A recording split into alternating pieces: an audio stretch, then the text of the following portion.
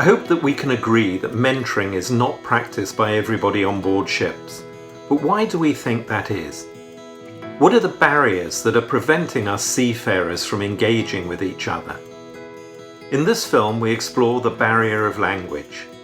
I believe that language is the greatest hurdle that we have to overcome when introducing or reintroducing mentoring on board today's modern merchant ships. I also believe that use of a common language will solve many of the issues that we're dealing with at sea today. So if we accept that language barriers exist, how can we overcome them? Let's talk about it.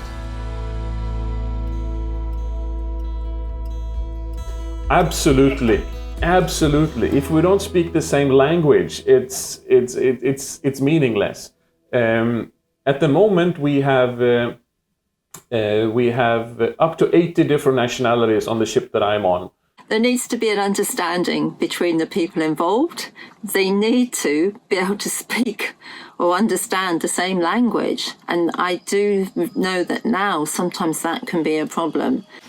Yeah, there's when you say language, physically the language you speak, English is the maritime language, but as we all know, there's probably only about 10% out there that maybe that only the first language of English. So if it's a second language, they don't have the vocabulary sometimes or how to express themselves.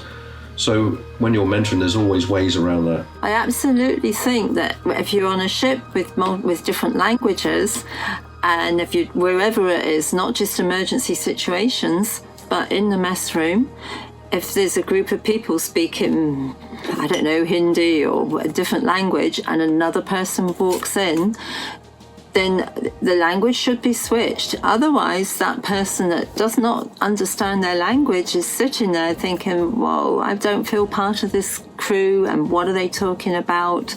Yes, I think that is just common courtesy that you do that, so you don't let anybody feel that they don't belong to the team and you feel that them are outside. Here on the vessel, we established one language. It's okay. We said English will be our language here on board. So everything that we are going to talk, even if you are on the same nationality and you're speaking the same languages, we are working in this environment. We need to speak just one language. In this case, English. Mentoring per se is not just limited to words. It is also shown through actions. So even if you cannot convey what you need to convey to another crew because of the language barrier, you can actually demonstrate it. You can do it by action. As they say, action speaks louder than words. Because at the end of the day, we all like to say it's one big team that's on that vessel, but there will be electricians, there will be welders, there will be divers, so many different disciplines, and they do stick together naturally and culturally with their own nationalities as well. So sometimes we have to break that down as well. So yes, the language could be a very huge barrier on board, and not just the language, it's the culture, as you said, because if I say something, maybe they will understand in a different way. Maybe I didn't explain with the correct words at the moment, or maybe they didn't get me and the way that I was supposed to explain.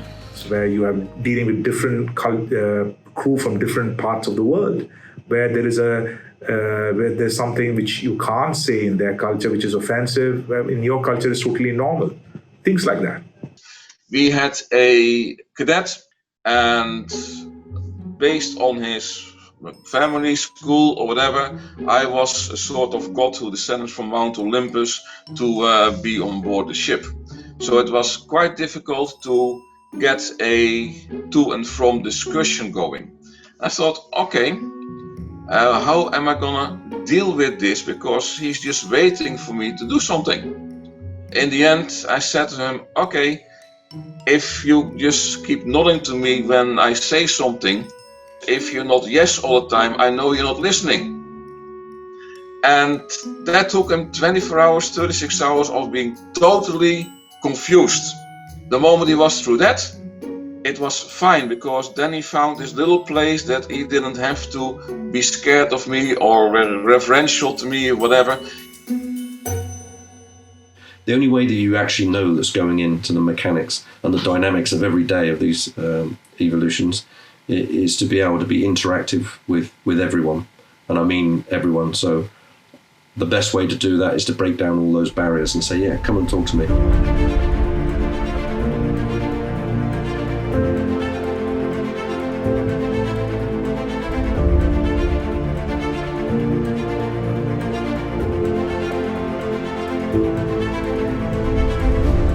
We need to be so aware of the important role language plays in life at sea, as well as with mentoring. In my experience, little is done to ensure everybody on board is able to communicate in a common language. I believe this is the only critical industry where this occurs. We should use a common language at every opportunity where it's safe to do so, and especially on board when meeting socially. Shoreside, you have a part to play too, by raising the awareness on the issue through informal education. P&I clubs, for example, can play a significant part in this from an influential but non-legal role. Do you agree? We'd love to hear from you. Please join us in the conversation through the Nautical Institute's social media platforms. Or why not take a look at our book, Mentoring at Sea, the 10-Minute Challenge.